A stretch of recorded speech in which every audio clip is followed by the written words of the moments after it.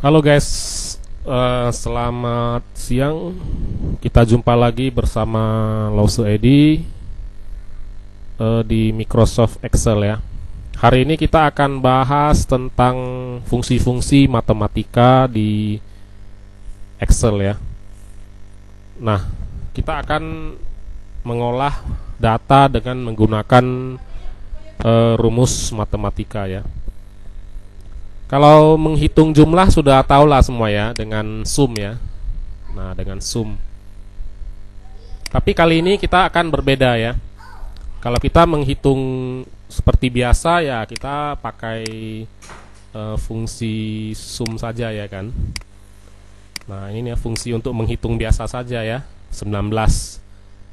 Nah, 19 unit handphone ya. Nah, itu gampang.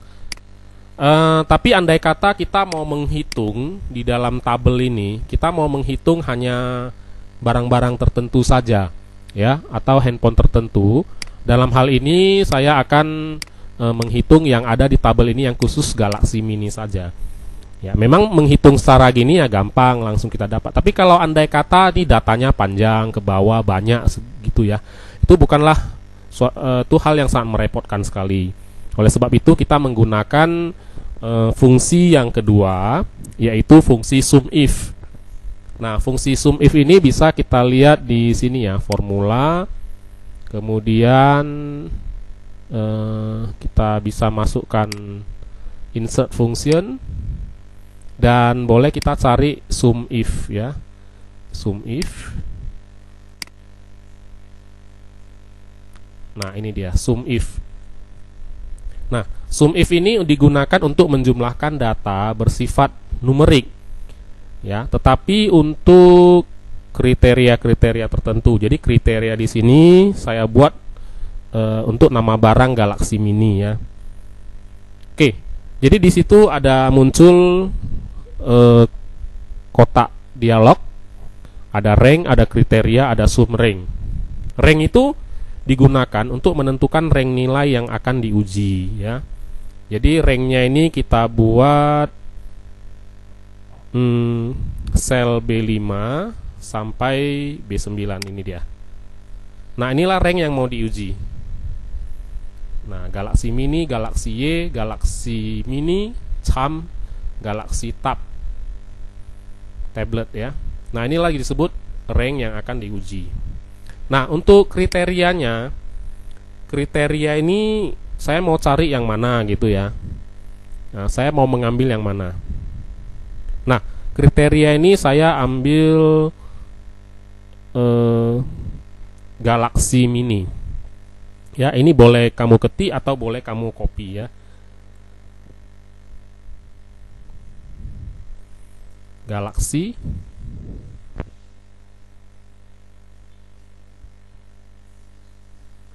Mini.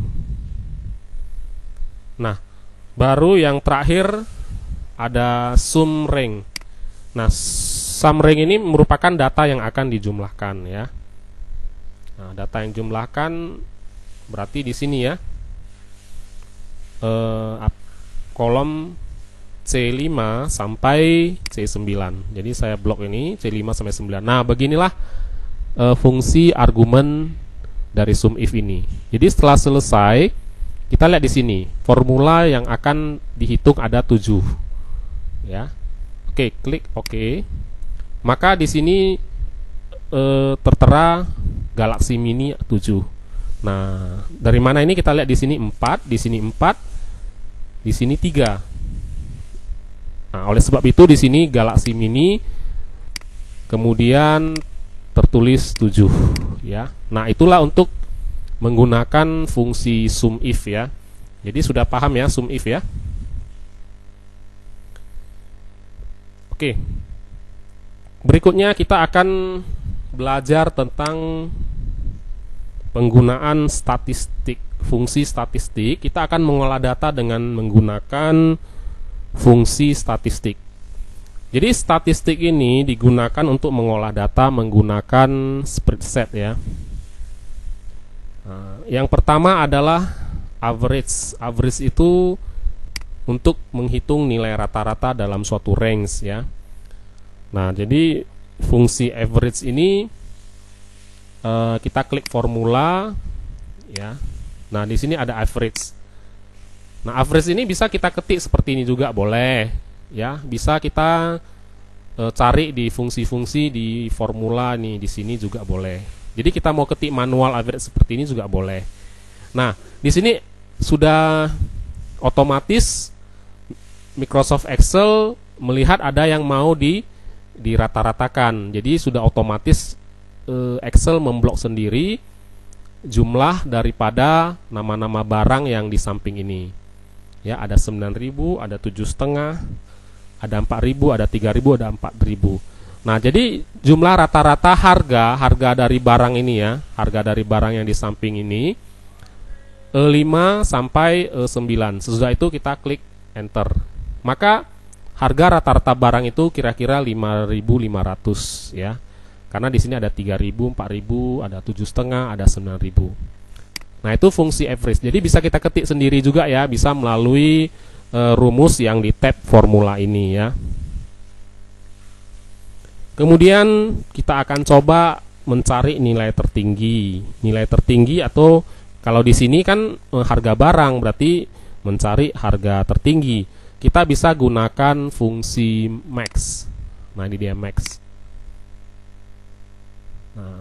Nah, ini kan terblok semua sampai rata-rata. Jadi ini bukan sampai 10, jadi sampai dengan 9 saja. Jadi ini bisa kita rombak menjadi 9 saja. Kemudian setelah oke, kita ketik enter. Maka nilai tertinggi adalah 9.000, yaitu nama barangnya adalah buku tulis 9.000 ya. Kemudian kita mencari nilai terendah. Nilai terendah adalah rumusnya adalah min. Nah, min ini Excel mengira memblok sampai bawah ini. Ternyata tidak ya, kita harus sampai di sini aja 5. Jadi oleh sebab itu kita ganti menjadi 9 seperti ini. Maka nilai terendah atau harga terendah dari jumlah barang itu atau penjualan barang ya, penjualan barang yang paling sedikit itu 3.000 perak ya. Oke, ini tentang cara mencari minus paling minimal, harga paling tinggi atau penjualan yang paling tinggi dan rata-rata penjualan ya. Oke, bisa dipahami ya. Oke, ini saya rasa cukup gampang. Berikutnya ini agak lebih sulit ya. Ini adalah biasanya di showroom ya, dipakai di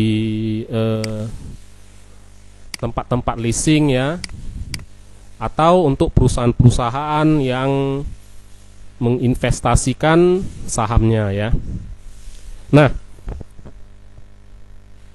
di sini saya buat tabel seperti ini. Ini investasi nilainya, bunganya per tahun dan laba yang didapat, yang mesti didapat ya, dan nilai akhir dari suatu investasi tersebut. Jadi kita akan gunakan fungsi finansial, yaitu salah satunya adalah PV ya, PV.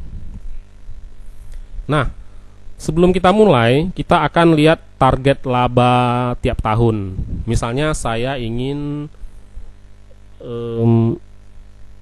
labanya setiap tahun itu 7 miliar ya.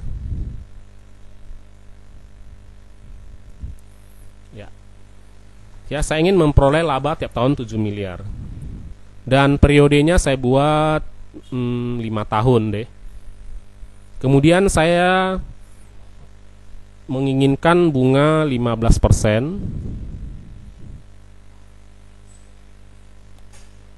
Nah, di sini nilai investasi maksimum ini belum ada ya. Nah, belum ada karena belum dicari ya. Nah, cara mencari nilai investasi maksimum ini kita harus mengisi dulu ya, mengisi dulu dengan fungsi present value atau PV. Ya, PV itu untuk menghitung nilai investasi di saat ini ya. Jadi langsung saja kita buat rumusnya ya. Rumusnya itu sama dengan PV. Ya, PV seperti ini. Nah, jadi ini ada rumus, ada rate, ada NPER, ada PMT, ya. Rate ini adalah besarnya persentase bunga setiap periode. Nah, ada NPER, ini jumlah periode pengembalian dalam tahun. Ada PMT, PMT itu nilai angsuran per periode. Dan kemudian ada VF, VF ini besarnya nilai pada akhir jangka waktu pinjaman. Dan ada tipe, tipe ini berisi angka 0 atau 1 ya. Nah, kalau gini kan agak bingung ya kalian ya. Nah, jadi kita akan gunakan kotak dialog saja. Nah, kotak dialognya di mana? Sama ya, di fungsi ini ya, di formula rumus fungsi, dan di sini ada PV ya, present value, kemudian ketik OK. Dan di sini kita dapat melihat dengan jelas yang mau diisi ya. Oke. Untuk rate kita akan klik sel C4 di sini. Rate itu artinya bunga ya, bunga. Kemudian NPER kita akan periode, kita akan klik di sini. Banyaknya periode selama 5 kali atau 5 tahun ya. Kemudian PMT ini kita klik sel C2. C2 itu artinya laba ya. Target labanya 7 miliar. Oke, setelah itu ini tidak perlu kita isi, kita klik OK. Maka hasilnya adalah 23 miliar. Nilai investasi maksimumnya 23 miliar 465 juta. Nah, ini yang didapat ya selama 5 tahun. Baik. Di sini kalau dalam bentuk seperti ini, dalam kurung, berarti ini masih negatif ya, masih kurang, karena ini kan belum didapat ya kan. Nah, kita akan membuat tabelnya. Tabel nilai investasinya berapa, bunganya berapa, labanya berapa, dan nilai akhirnya berapa. Nah, kita harus pindahkan nominal ini ke nilai investasi di sini. Nah, caranya adalah kita menggunakan rumus fungsi matematika atau ABS ya. ABS seperti ini, absolut ya. Atau bisa kita ketik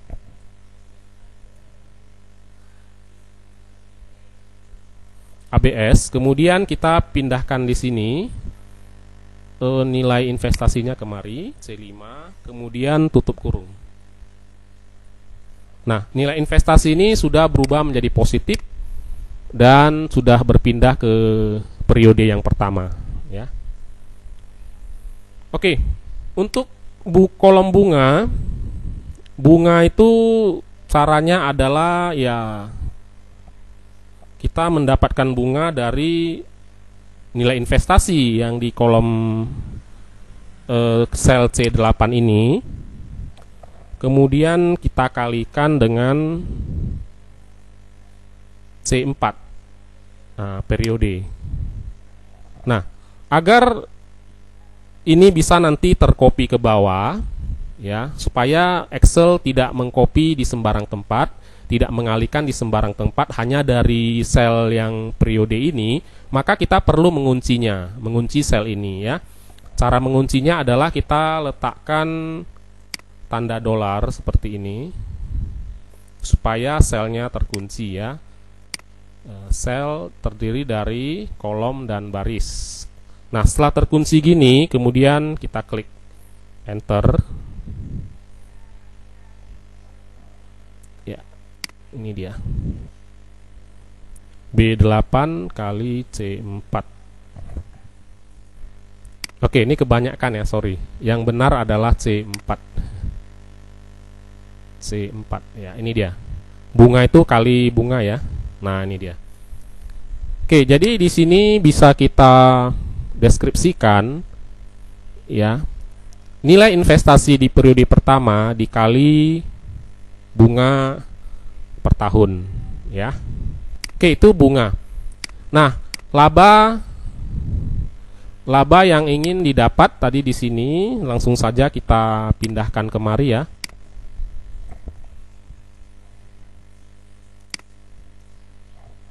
Nah, kita menginginkan laba itu sebanyak 7 miliar ya.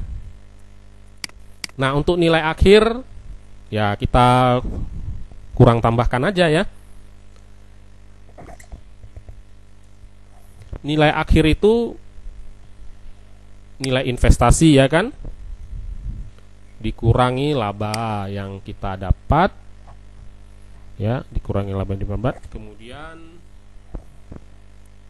ditambahkan bunga.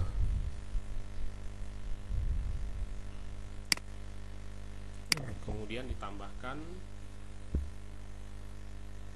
bunga ya.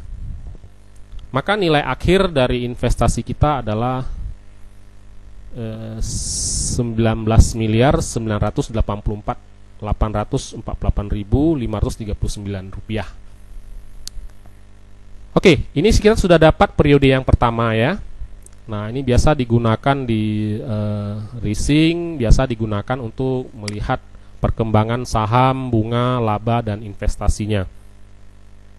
Nah, untuk periode kedua, ya kita salin aja di bawah ini ya, kita salin. Nah, ini kok jadi 0. Nah, ternyata ini kita harus, ini karena kan masih apa ya, masih sifatnya matematika. Jadi untuk periode kedua kita perlu membuat rumus baru lagi ya. Rumus baru sebagai hasil akhir di tahun terakhir.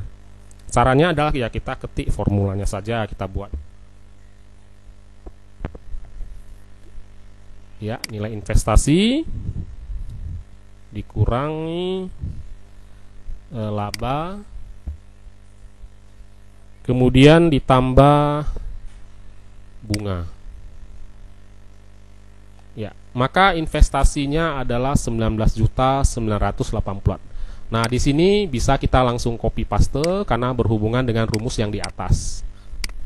Nah, jadi Excel akan mengcopy sesuai dengan yang di atas secara berturut-turut ya. Nah, karena di sini sudah ada rumus seperti ini, rumus nilai investasi yang di B8 ini dikurangi bunga, dikurangi laba, ditambah bunga, maka ini kita tinggal copy ke bawah saja seperti ini. Maka didapat periode yang ketiga ya, periode ketiga. Dan kita copy terus untuk periode yang keempat atau yang tahun keempat ya. Dan kita lihat di sini periode kelima.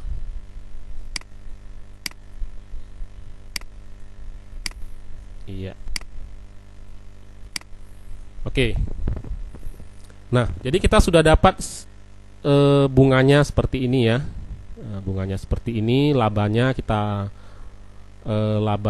target labanya kita dapat di sini, dan nilai akhirnya terakhir adalah 0. Nah, ini biasanya untuk mencari nilai investasi.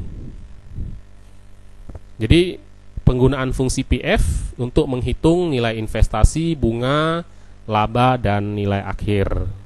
Oke, sampai di sini dulu. Ada pertanyaan silakan ajukan di kolom komentar dan atau di kolom chat di komentar kelas di Google Classroom. Sampai jumpa.